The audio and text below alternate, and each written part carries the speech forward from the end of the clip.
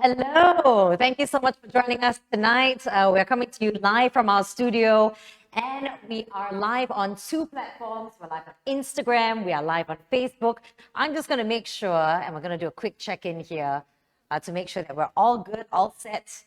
Yes, live on both platforms, looking good. Oh, there we are. Yes, we're here in the studio. Say hello to us. Let us know where you are tuning in from, how your night is going. And we're here, of course, with the good guys from Workforce Singapore.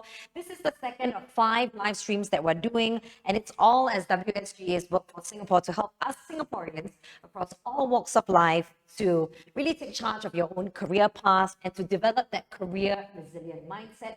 So we're going to be flashing something on your screens right now, and that is if you're curious about employment support, if you're curious about programs, you can always go check it out. That is go.gov.sg/MVLN-SGUJ.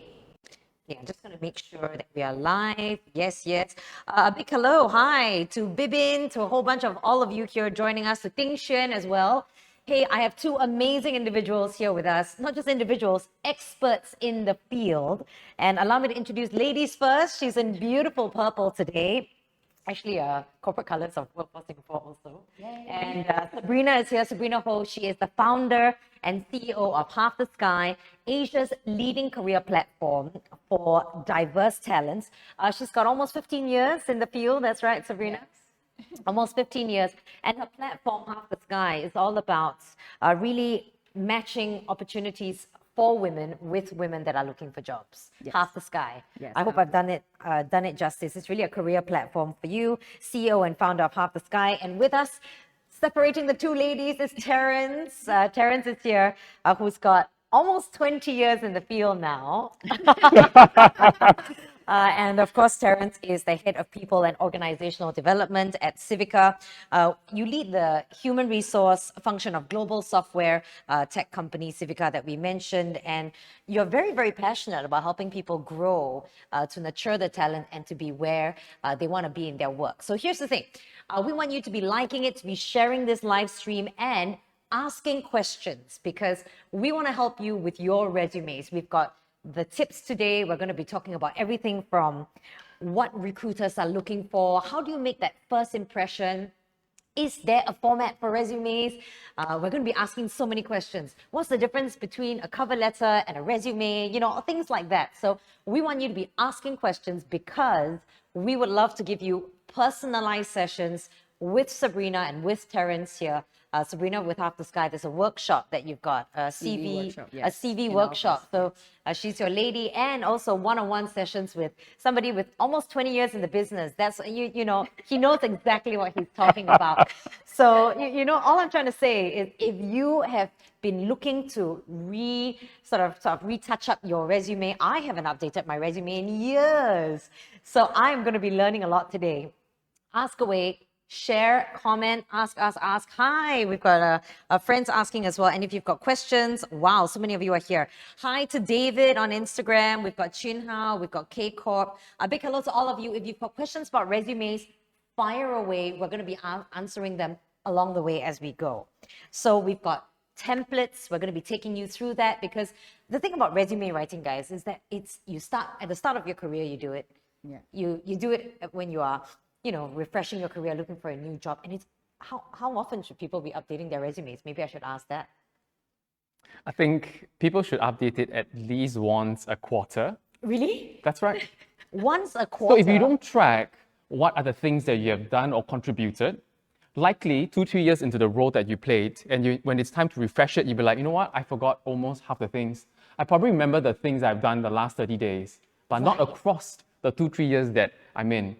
Wow. So it's important to, you know, keep simple tabs, track what are some of the key achievements, things that you have learned, contributed, and then when it's time to do a major refresh, you've got it.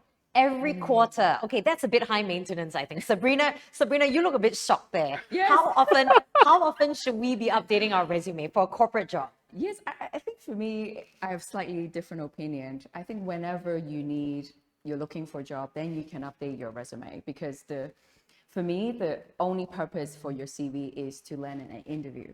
So why you need an interview? Because you're looking for a job. I think that's really the only time. And when you really update your resume, there's a lot of information, performance review that you can take information from and update your CV. Yeah. Wow. So I mean, hey, if you are diligent enough, you want to update every quarter, Terrence's advice is you do that, you do you. If not, when you are looking for a job. But we are here, of course, in a COVID time, unique situations. What are you seeing as recruiters yourself? What are you seeing in a time of COVID? Sabrina?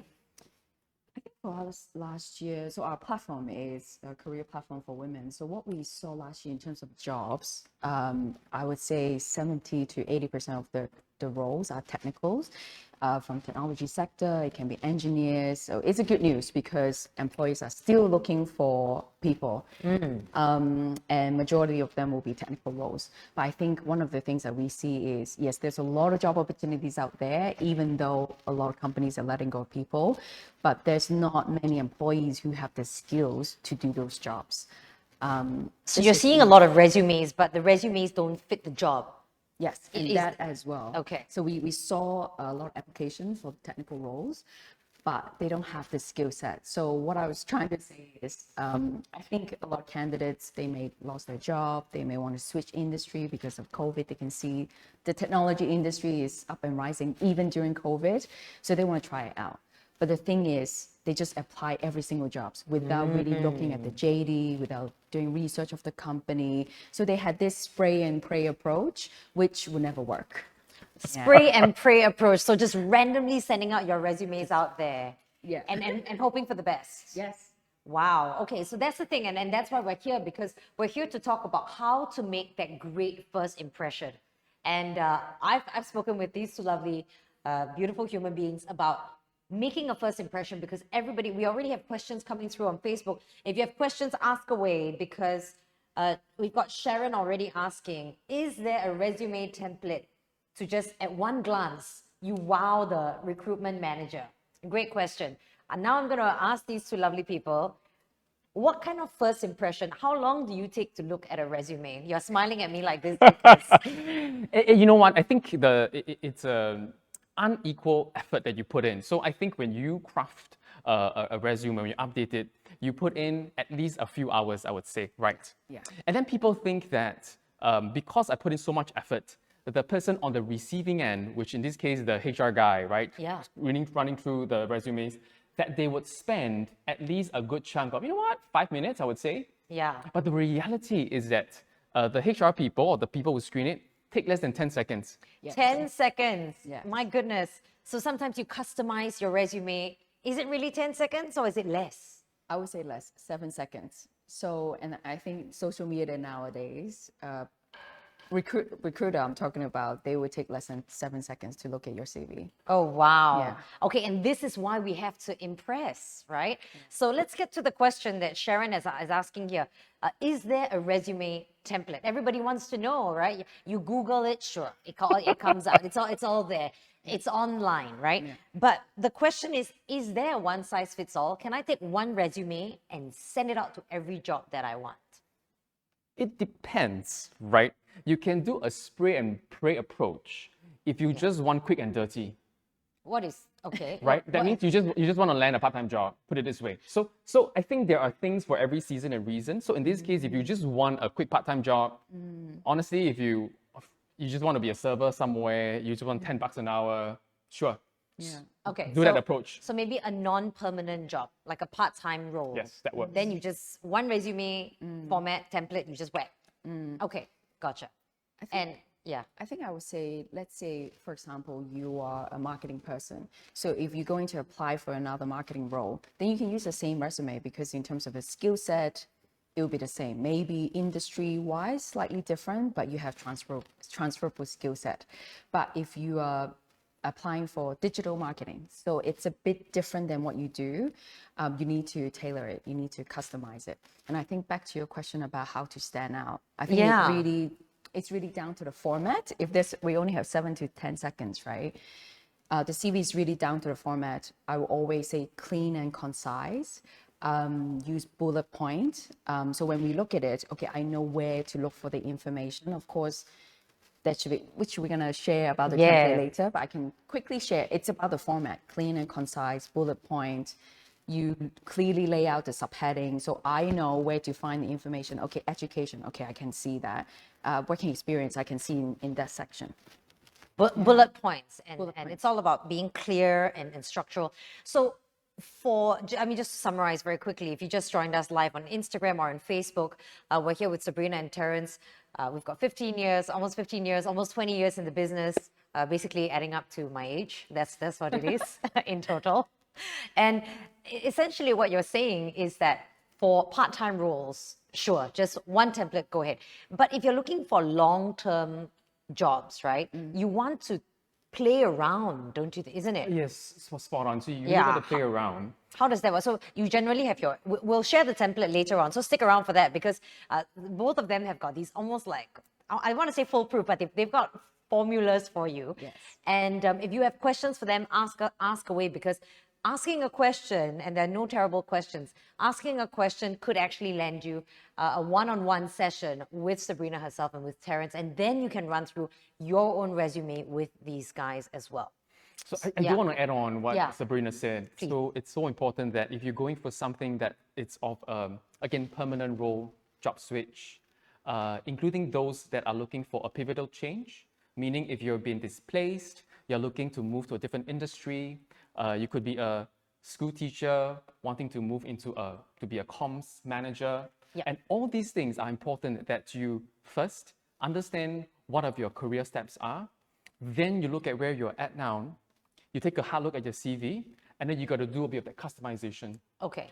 That based on all the principles that Sabrina said.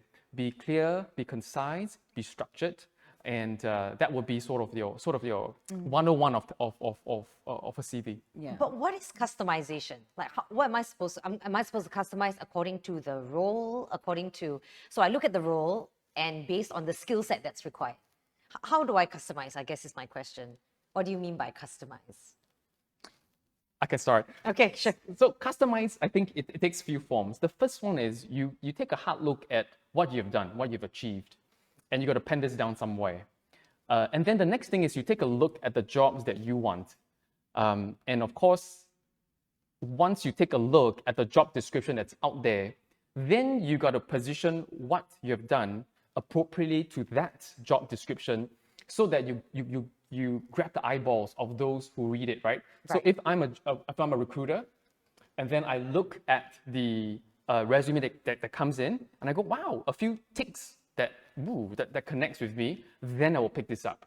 So for example, if it's a more skill-based one, a more skill-based job, do you put the skills top, the first thing? Is that, or if it's if they're looking for your experience, they want somebody with 15 years in the business, you bring up your experience, you put it there first at the top. Would you do that?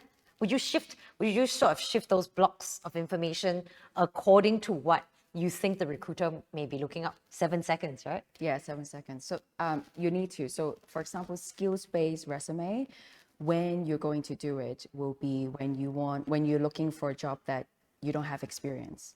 So for example, career switcher, then you don't have the on-the-job experience. So all your past roles doesn't really apply, but you have the transferable skill set. So I think the skills-based resume will be very helpful. So how it's gonna look on the resume will be, of course, your personal information, then you put in your skill set first, and then the job experience actually at the last. And I think customization, back to your questions, 2 things I wanna share. Before you customize your resume, do your research on the company that you're applying for, their culture, their company values, what they do. So for example, Half the Sky's career platform for women. So when candidates apply for jobs at my company, they will actually customize it and showcase their experience with regards to diversity, women. And I think the second thing will be keywords. So which is what Terrence actually shared.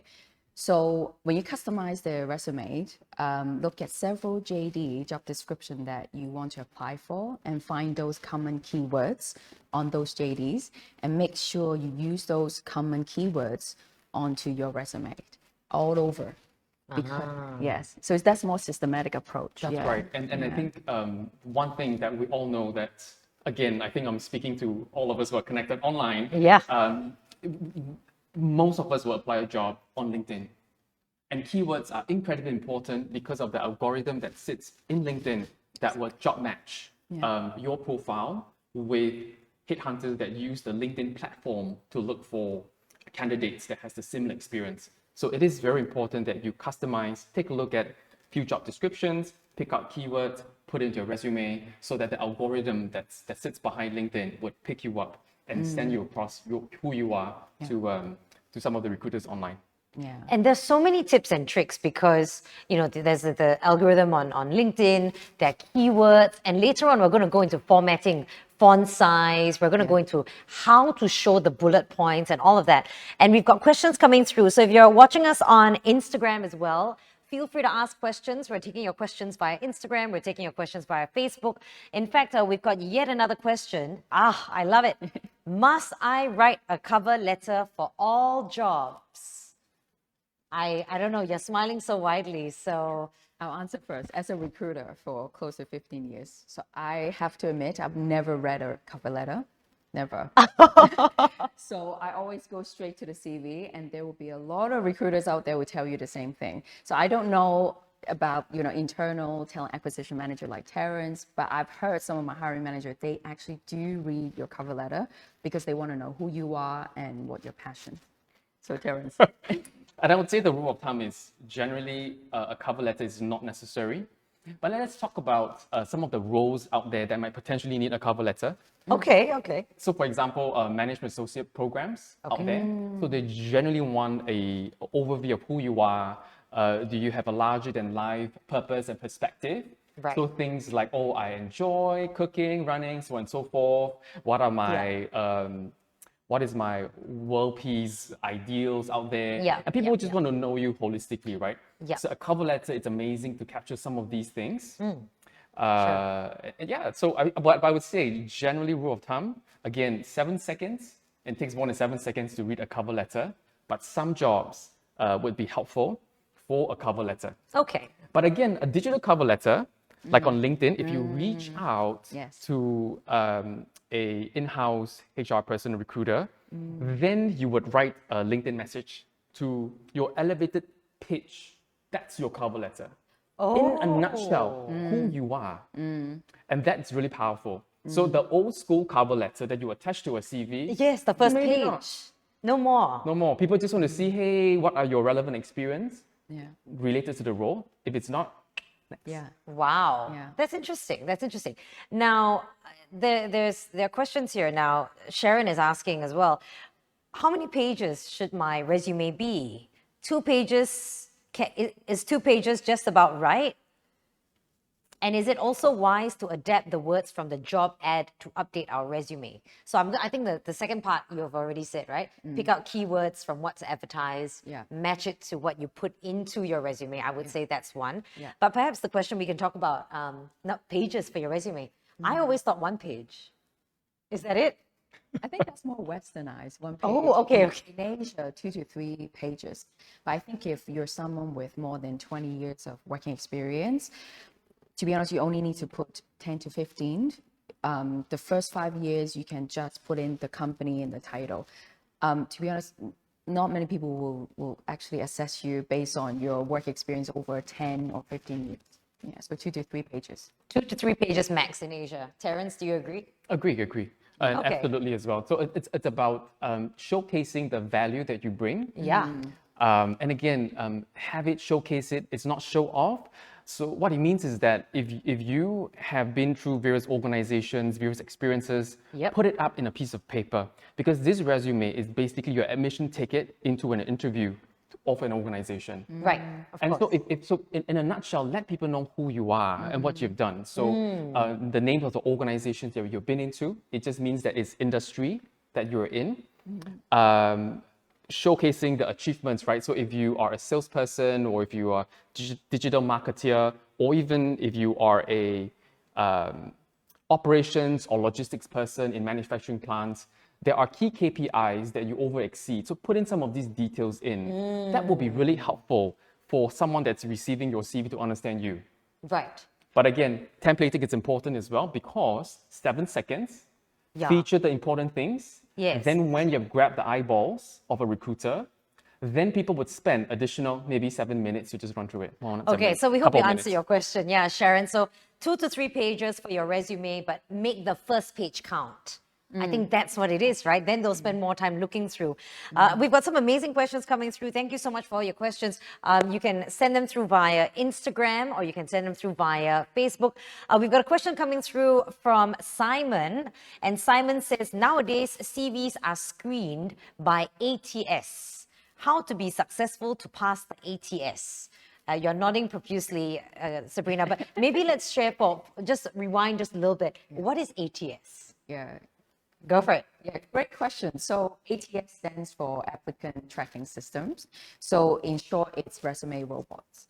So this algorithm AI, they will screen your resume based on the keywords from the job description from the job that they're looking for. So if you don't have any of the keywords, your resume will immediately go to the rejection pile. Wow. So that's why the customization is so important. But if you use too many, then there will be also red flag as well, because why you have so many keywords on one resume, that doesn't really make sense. So you need to use it wisely. And of course, you cannot lie as well on your resume. Yeah. Resume robots, I like this. So are there ways you can put your resume through these robots and test it out before you send it out? Can you do it? Is there such a thing? I think LinkedIn has a feature. Ooh, okay. So if you have your profile and then when you click on the job ad that you are interested in, and it will tell you, let's say 7 out of the 10 skills that you have. So that's an example of an ATS. Okay, LinkedIn has this thing. Okay. Yeah. I had no idea. So it's interesting. Okay. So it's all about, I guess the question is, how do you make sure that your resume goes well with your resume robots out there? So keywords, is that it? Format, you got to be friendly. Actually, the template that I'm going to share with you guys will make sure you go through, that CV will go through the applicant tracking system. But I think I can share a little bit. I think in terms of the format, try not to put picture, because sometimes some ATS will actually screen out resume with picture or graphics. So I understand some of the very creative people, they want to make it very nice on the resume to show your creativity. But you can do that by putting a link to your portfolio work. And also make sure that you put your social media link, for example, LinkedIn, Instagram, or Facebook. But if you don't want a hiring manager to look at anything of your personal life, make sure your social media is keep private. Right. Yeah.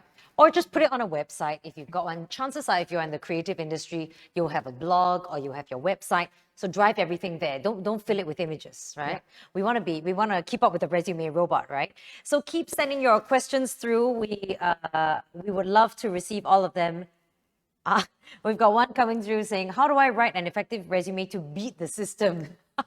To beat the ATS system. I don't know whether you can beat the ATS system. You're laughing. Is this the thing? You know, I think the first thing is the premise of a job search is first knowing what you want. So begin with the end in mind and what your career looks like. And then how you are going to get there, right? So that could be a series of stepping stones, or it could be a longer journey before you get to the end goal. So I think that's important to know where you want your end point to be, or where your midpoint to be. Yeah. So that's the first thing. And again, I'm trying to understand, why do you want to beat the system, right? So first thing is you got to write down your achievements of what you've done. And it goes back to the principle of being truthful about who you are. Yes. Because the last thing is you get into the job, but you find it hard to keep the job because you don't have the skill set for it. Right. So what it means is then, what are some of the things you need to pick up along the way? It could be taking other smaller jobs, or be in your existing job, ask for a stretched assignment to learn that new thing so you can put it on your CV. Then you can not beat the ATS system, put it in that you have ticked this box. The ATS system will say that, hey, listen, this guy has done this before, and I will select you in. Yeah. Exactly. Now, we have some amazing questions that are coming through as well, which we will get to in just a bit. But I think we've spoken a lot about formats. So let's get to the resume format that Sabrina, you've prepared for us, because nothing like a visual to guide you through it. I've got it right here with me. So we're going to just bring that up onto your screens right now of a random person named Julie Henry. Maybe you can guide us through, Sabrina. This is an ideal template that Sabrina has mentioned. So go for it. Yes, so audience, as you can see, this resume will definitely pass through the HTS, the resume robot. As you can see, it's very clean, everything's very organized, there's no graphic and none of that. So I'm going to start from the left-hand side on the top. So in terms of the contact section, make sure that you put at least 2 contacts there. Of course, your name, your mobile, and your email address. And the other thing that I just mentioned before, your social media link, including your LinkedIn, any blog, and your portfolio work as well. I understand, especially creative people, there's a lot of amazing work that you want to showcase, but you can't put on the resume 10 pages. No one's going to read 10 pages of your work. So the best way is to put in the link for your portfolio of work. And I think in Singapore, you also need to put in what pass you're holding. Are you Singaporean, Singapore PR, just for the ease of use for the hiring manager. And in terms of the skill set, ensure that you need to put down the skill set that is relevant for the role that you are applying for. So again, you can look at several JD of the same role, and then you can find the common skill set that they're looking for, and then make sure you put it on there. So those keywords will definitely rate, you'll get higher rating when it goes through the ATS. And of course, the education, again, make sure that besides your university degree or any other education, if you have any technical skills, even you are still studying, let's say you want to be a software engineer, you're still studying the courses, still put it there because it'll be very helpful. And of course, the career overview, which is more like a professional summary, which is your unique selling point. So it has to be very short and caption the hiring manager or the recruiter's attention that they want to invite you for an interview. Again, make sure you utilize keywords that you found from the JD, the job description, and you put it on there. And in terms of the professional experience, make sure you put the most recent work on top and then work backwards. And of course, in terms of responsibilities, achievement, make sure you put quantifiable achievement there. For example, you're managing a team of 10, you increase sales by 200% in Q2. And again, utilizing the keywords that you found from the job description and utilize on there. I think that's it. That's it for me. Yeah, I mean, that's a good example for Julie Henry, but we also have Terrence. Terrence, resumes come in various formats, right? And Terrence has got yet another format. So we're going to bring that up on your screens right now. And feel free, as you're watching this, to ask questions as well, because we've got plenty of amazing questions that have come through. Yeah, shared it out. Thank you. I think you didn't leave your name, but your name is New Normal. New Normal Managing. Oh, okay. We've got many, many questions. And again, here's the thing. We want you to be asking questions. We will get to your questions. And just by asking questions, you could be getting one-on-one sessions. Sabrina could be helping you out, sitting down with you and your resume. Quite a few questions asking about CVs, interesting, and also about fresh grads. So we will get to that soon. Very interesting. So keep those questions coming on Instagram and on Facebook. Right now, we're just going to be putting up this other template that Terrence has just shared with everybody. So, right, you will be seeing 2 sort of slides. Okay, so the first one that you see don't make a lot of sense. But simply, I just want to point out 5 key things on your resume. So if you just follow the 5 bullet points. So the first one is your name and your broad information in a nutshell. The second one would be the company name and the job title. The third one would be the duration that you work in the organization. And then the fourth thing that you would see are sort of the 3 things that you have achieved, or the key value driver that you've provided while you were there in the organization. And the fifth one, you would see that me pointing into a line. Basically, that line just helps separate the different jobs that you've done with a simple line. But maybe when I move to the second image that you will see on the screen, that will give you more of a real-life example, and that allow me just to run through. So just bear with me, yeah? So if you look at the blue bubble that says A, so in this case, the example that put up is you work for this organization called XYZ Supermarket, and then you are a logistics assistant, bracket Kallang branch, and you've been there from February 2017 to the present. And this is an important part I do want to highlight to you. So the next part in green, so the part B, which I've circled the three, what I call the key value driver. So the first value driver, so for example, as a logistics assistant, the first value driver would be operations and coordination. The second green bubble that you see is inventory support and compliance. And then the third major value driver that you bring to the organization would be project management. So if you look at the third bubble, which is C, so under project management, then you would showcase some details, right? So for example, if I just read the first one out, it would say, okay, maybe I just read, I read the first one, the first line. It says involved in customer experience to co-create. Sorry, I lost my image. So again, back to the first bullet point, right? So under the third point says project management. So the first bullet point that's underneath it reads like this.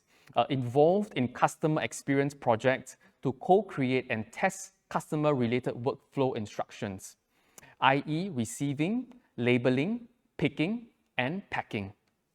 Bear with me, I'm just going to run through the next 2 points, and then I will summarize why this format is something that you might want to consider. The second point reads like this under project management. It says, drafted flowcharts and swim lanes to support customer-related workflow instructions and procedures, subsequently revised and implemented for new online businesses. And then the third point is helped to review online customer processes to optimize user experience and existing processes. So for example, if you are a logistics assistant, right? You do these three things, you do the daily operations, then you do the compliance, and then your boss tells you, hey, can you help me with this project? Can you do this? Can you test that? And sometimes you go, boss, like why do these extra things, right? But little did you know that, for example, the third part about project management, these are things that your company is getting ready for an online digital business. That's why you try to map out the customer experience in that format. And then your CV then needs to capture the things that you've done. Yes.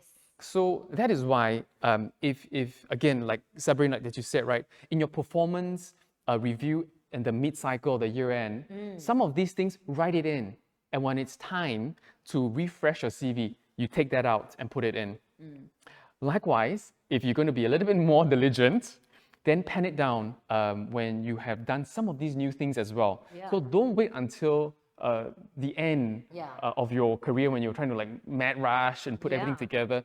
But I would say plan early, key achievements, things that are new, pen it down somewhere, put a simple note in your mobile phone somewhere so that when the time comes, it's all there. I actually have a notes, I open up a notes section in my phone, and every time I do something that I think is a project worthy of mentioning, I just save it under one file. And so I update my resume as and when I need another job, which I have not done in a while, but I mean, it will come in handy when I need to, the big projects, right? Actually, when you have any awards or any recognition certifications, you can actually immediately put it on LinkedIn already and share with your community, share with your friends on LinkedIn. So that's like your constant resume. Yeah. So you have the 1-pager, 2-pager, but if you are part of an amazing, successful project, why not?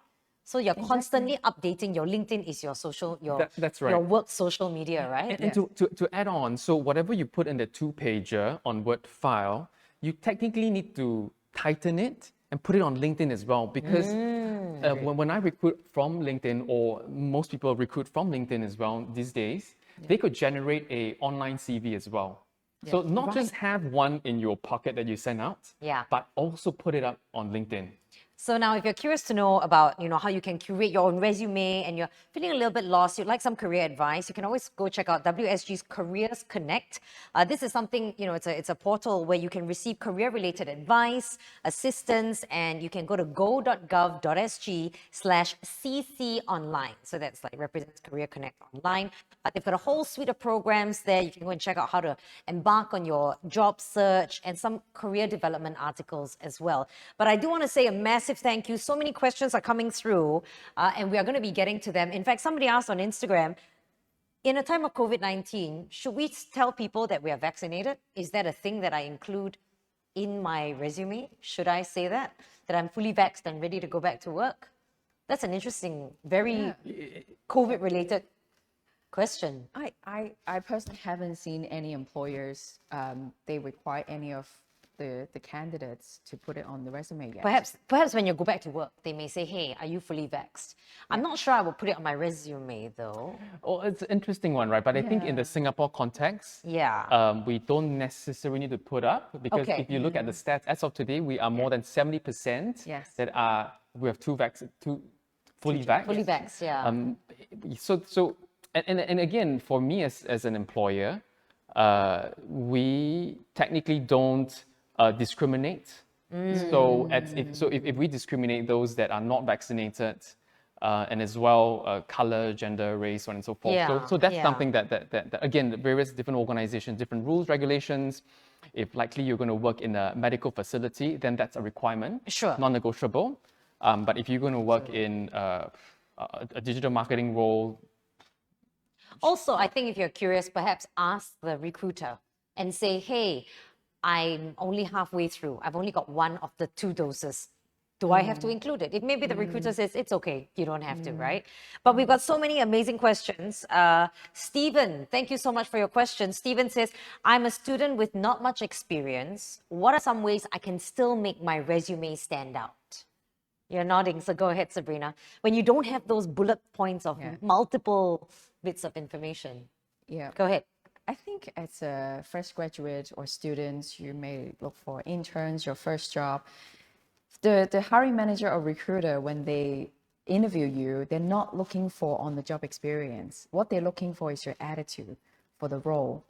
How much you're willing to learn. Are you an eager learner? Are you a great team player? Do you have good energy with the hiring manager and the team? I think that will be the main thing during the interview. But I know today we focus on the resume. But I'm pretty sure during your uni day or back in the school, you definitely are doing some sort of extracurricular activities. So those you can definitely showcase your leadership skills, your project management skills, or whether you're a good team player. You can definitely share those experience, those transferable skills that can be applicable to your first role or your internship. Yeah. Would you agree, Terrence? Absolutely. And I think Sabrina, to add to what she said, internships do add an interesting dimension and flavor as well. So maybe let's talk about what we look out for. So one of it is definitely fit into the team. The other one is also great.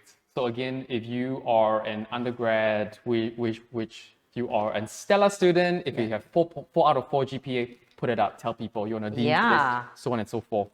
However, as well, if you are otherwise, you barely make the mark. Right. 2.0 out of 4, you still have hope in the future. It's not all gone. Yeah, okay? right, of course. And so, of course, the first thing is you got to be practical as well. You aim, I wouldn't say unlikely, but a low chance for you to make it into the mark of a management associate program, which requires of a certain minimum GPA of sorts. So then don't fire in that line, all right? So because if you jam up your internship experiences, you are the head of this, co-chair of that in the school clubs, and that, it won't work. Because in that program, in a management associate program, they will sieve you out based on your GPA first. Right. Now, again, question. So, I love this one. Do I need, so many questions coming through. Again, we're taking your questions. We're actually starting our Q&A almost quite earlier than we wanted to, because so many questions are coming through. Felicia here saying, do I need to declare my last drawn salary in my resume? Both smiling at me. I don't know. I actually assumed the answer was yes. is yes, that I have to Well, declare? declare. You see, there is a reason why you declare and why you don't declare. I think rule of thumb is you generally should not declare because the first thing is depending. So again, your resume gets you into the door, right? It's an admission ticket into an interview. Yes. And they would select you based on your previous experiences, relevant background, and then they will follow up with a call. Yeah. And on that call, then you can clarify sort of the hiring budget. Am I off the mark? Am I too much? Am I too little? Yeah. Right? So to put on the black and white. Okay. Because the next steps is, so you pass through the HR stage, Yeah. right? Then you move on to the hiring manager. If the hiring manager loves you, then you can negotiate more. Yeah. But if you put a number there, for example, 2005, then you're basically pinning that down as the start, like the start negotiation number. So no need. It's No not need. required No need. to put your last drawn, because we've got questions coming through as well on Instagram to include, okay, this is your last salary. So we're talking about last drawn. What about expected salary? No need also. No need. Don't put. Okay. So you can negotiate more if you can. There we If you go. ace the Okay. interview, they love you, then why not? Okay. So then we've got another one saying, love potato. I love your name. Do we need to include a photo of ourselves in the resume? You know what? I actually assumed yes. But Sabrina is shaking her head. So no need photo. Doesn't count in this day and age, really? I think depends on the role that you are going to apply for, but general rule, don't put your picture on the resume, but put in any links that will lead to where the hiring manager can see your photo because of applicant tracking system, not just big corporation using ATS.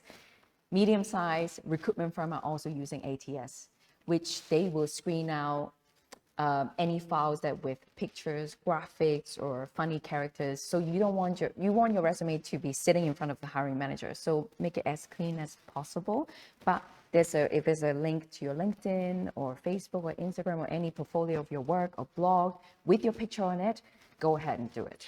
I think we're getting some really awesome questions. And if the recruiter asks us, so some recruiters, maybe this is the experience, if the recruiter does ask us for the last drawn salary, how do I politely turn them down? Well, as a recruiter for quite a long time, that's quite a common practice because we need to ask those questions that we know, okay, can we actually present you to the potential employer? Because if you earn way more than what the employer can offer, there's really no point for both sides. So I think if you don't feel comfortable to review, that's completely okay as well. Just say, I will review during the finals offering stage and just politely decline. And I think it's Okay, so we've got Clarence as well who says it seems to be common practice in Singapore. So as Sabrina said, perhaps you can just politely decline and say, maybe I'm not comfortable sharing that at this point. Yeah, and But- I can review during offering stage. Yeah, when To the the job is employer. offered, more than happy to discuss, right? Yeah. And again, the no harm also asking on the other end, like from your end, right? Say, hey, listen, what is the range hiring budget that you have? Unlikely. So it goes two ways, right? Absolutely. And sometimes the recruiter is not comfortable to review as well. Also, So you- as the person applying, you can ask Ask lah, you yeah. guys, ask you guys, what is the What is the salary range that I could expect? Yeah. What's the budget of the role? What is the budget of the role? Yeah. So on and so forth. and more often than not, will you share? So then if I'm in that position, I would say what is my expected salary just to see if they can afford me. But if they can't, then I will pass it because Yeah. the last thing is you want to spend your time passing through all the rounds, and then at the final stage we offer you, then you go, you know what, it's way below the affordability. Yeah. And when you share your expectation on salary, share a range. Don't just like, okay, I want 180,000. No, just share a range on 150 to 180,000, for example. Okay, so a range. If you must share your expected salary that you're looking at, a range is wonderful. Okay, a big hello to Benedict. I know some of you are actually joining us from all around. We've got people joining us from Australia. And the question now is, most of the job applications in Singapore have got a last drawn salary field. If there is, can we leave it blank? Yes. Yeah. It really depends on your comfort Yeah. level. And it's perhaps something that you can even it can be a topic of conversation with the person you're talking to. I left it blank because, I'm waiting to discuss a final offer or something like that. That's right. Yeah, and some of the companies that we are working with, there's a company policies that they're not allowed to ask the candidates current or last drawn salary because of gender pay gap. So it really depends on your comfort level. Yeah. More questions coming through from Akila. Do we need to include a referee, like a reference letter? I think it's maybe what she's saying, a referral. Reference. Reference, I think, yeah. Yes, no? Yeah, Depends on the job? Yeah. No harm, but no need. Yeah, because normally we conduct reference check during the offering stage, right? So if you That's put right. if you put your ex-boss's name on it on the reference check, the recruiters are going to call them anyway. But would it make it easier if I had a reference letter from my ex-boss saying how amazing I am? So it's a little bit too soon to tell because a reference check, the intent of it is to make sure that we are hiring someone that is of a certain quality that we want. So attitude, integrity, so on and so forth. Yeah. So that check would only happen when it's a bit more downstream of that hiring process. So when you go through HR, hiring manager 1, hiring manager 2, Yeah. that is a bit way too soon. Only until when we are close to offering you that letter, we'll pick up the phone and then call the other side to see that's your reference check. I guess no harm. I've actually put in many reference letters into my work when I was in the corporate world. Every job wrote me a reference letter. No harm. No harm. harm. Yeah. Okay. But It may not have recruiter been may not read it. Recruiter, I'm talking about. Right, Because, right, again, right. 7 seconds. That's true. Okay, so many questions coming through. How do I, let me just make sure I get all the questions in there. I need to see all of them. Yes. How do I account for a gap between jobs? Yeah, maybe they stopped working for X number of years. How should that be written in the resume or not? Do you? I think for me, when there's a career gap, definitely put in the reason why and what you did during that gap. It doesn't matter 3 months, 3 years, but as long as you can be doing volunteer work, you can be running a charity, you can do side project, you can be upskilling yourself, studying different courses. Just put it on that gap year because that contributes to your skill set as well, that you're upskilling yourself. That can be useful for your next move, but definitely put in what you've done during that gap year because everyone will ask you. So you may as well put it in. Yeah. Because sometimes it can be detrimental for the hiring manager not to interview you because there's nothing on there. So Right. you may as well. So if you took a 5-year break for whatever reason, I think it's important to write that in personal, right?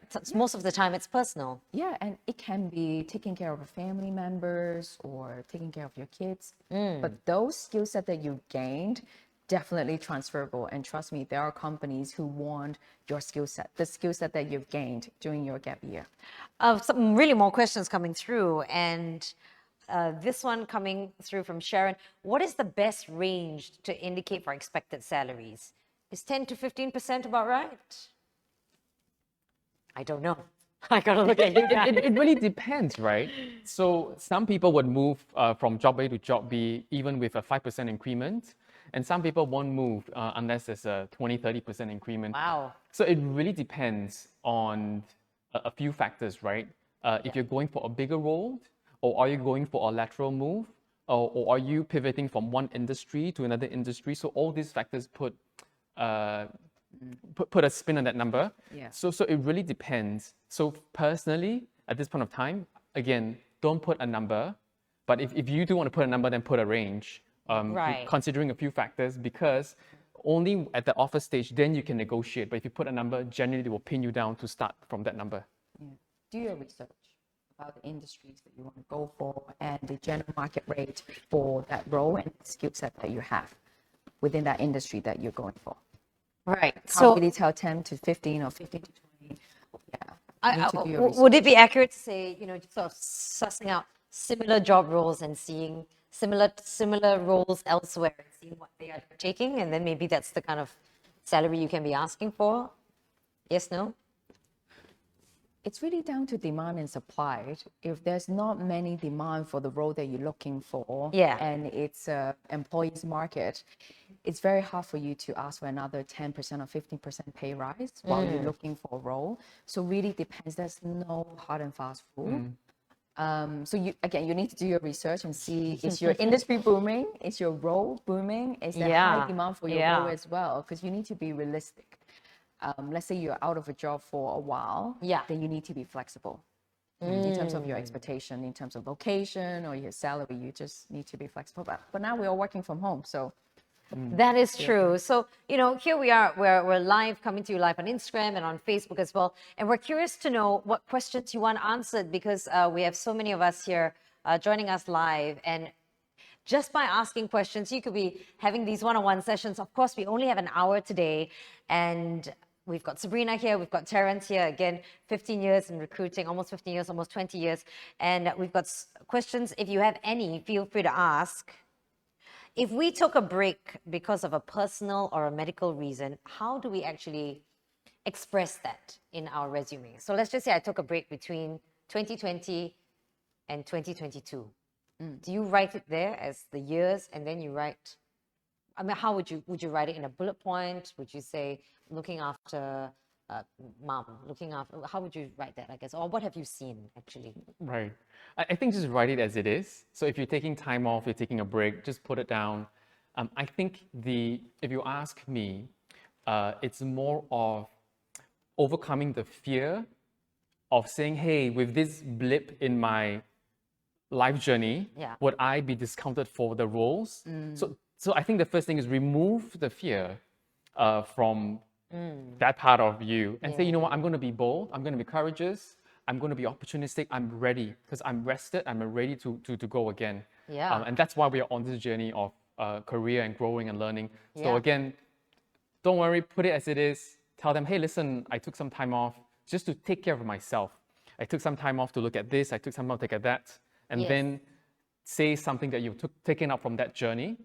And I'm all ready to rock and roll. And really it's just, at the end of the day, it reflects about you, because if you took time off perhaps to look after a family member, that speaks plenty about your personality, your values, which actually I imagine companies are looking at and looking for. You are dedicated, if you put the same amount of effort into maybe looking after someone, for instance, right? If you just add one small thing, right, is then at this period of time that you're away, especially if you're extended period, then take the opportunity to upskill and reskill. If you take, like, say, two years off, don't expect that things have stayed 2 years ago. On the third year now, things have changed. So be upgraded. I would say Singapore has just so much resources. Not because it's National Day parade, but the reality is, if we look up north, down south, the amount of resources that's poured forth and poured out, the amount of wage subsidies, out there, there's just so much out there. So tap on all these things and help yourself. Again, sometimes you think learning is difficult, tough. I would say nothing comes easy for now, but once you put in the effort and get it done, then when you do your job search, to put in your resume, it grabs that eyeballs. Well, we're getting some interesting questions, because Clarence is saying here that he has encountered recruiters that will not proceed with the applications if they don't reveal the last salary. That's an interesting one. It seems to be, both of you seem to say that it's not necessary to say, I think. So call me maybe, right? So they say won't proceed, pick up the phone, say, hey, listen, what is your hiring budget? Am I in, am I out? Wow. The guy likely will say, well, tell me what your current is. Then put forth your expected and say, hey, this is my expected. Is it within budget? Because at the end of the day, the first thing is, of course, it's a job. A very practical aspect of it is affordability. Can I afford this new person I'm bringing in? And is this number, the number that you're looking at, is a number that you want as well? I can't quite find the question. It's here, but sorry, I can't seem to find it. The question was, if I want to showcase my multilinguistic skills, how do I actually do that? Let's just say you're proficient in all 4 languages here in Singapore, or you have 3 languages. You're good in English, Mandarin, and Malay, for example. How do you show that on your CV? is one of the questions actually. You can put it on your resume language, and you can put in Japanese, English, French. It's very easy. And there's a great feature on LinkedIn nowadays where you can record your voice, I think within 15 seconds. So you can introduce yourself in different languages that you can speak. Yeah, on LinkedIn. That's amazing. Yeah. So that was a question coming through from Facebook. Another one coming through from Claire, speaking of LinkedIn, is having a LinkedIn account an advantage since recruiters are there to source for potential candidates? Must have. Yes. Must Must have. have. Especially in APAC, Asia Pacific market, Singapore. Yes, definitely. Must have. Okay. For professional experience, this is on Instagram, do we just include the recent last job held? I guess how far back do you go with your last jobs? If you've been working for many years, right? Let's just say about 10 years, 15 years. How far back do you include in your resume? The latest 10 to 15 years. 10 to 15 years. Yeah, the latest 10 to 15 years. If you have 25, then leave out the first 10. Wow. So 10 to 15 only, your recent one. Interesting. Okay. And I think we've got questions here as well. Let me see. Yeah, there was a question about, a lot of questions about photos, references. If perhaps academically I was a bit weaker, I think this one, and I don't want to show my GPA, what else would recruiters be looking for? Because if I don't want to show my unfortunate, I didn't do well in school. I definitely didn't.